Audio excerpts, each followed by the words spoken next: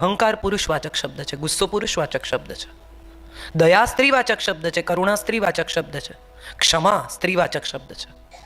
આપણી ભાષા પાસે કેવી કમાલ છે તમે જુઓ કે ક્ષમા તો સ્ત્રીવાચક શબ્દ, માફ સ્ત્રી કરી શકે પ્રેમથી.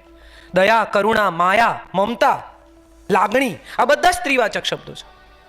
એની સામે અહંકાર, ગુસ્સો, તિરસ્કાર, ક્રોધ, ધિક્કાર આ બધા પુરુષવાચક શબ્દો છે.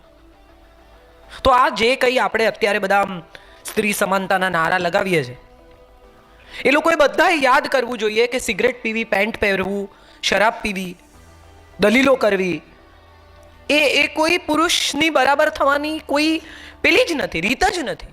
સ્ત્રી તો પુરુષથી ઉપર જ છે, એ ક્યાં બરાબર થવા નીકળી? જેણે એને જન્મ આપ્યો છે, એક હાથ તમારા શરીરને બરાબર હોઈ શકે? તમારું આખું શરીર જ્યાં છે ને એક બાજુ તમારો હાથ છે, વજન શેનું વધશે? શરીરનું. તો તમે જેને જન્મ આપ્યો છે એના બરાબર આપણે ક્યાં થવું છે?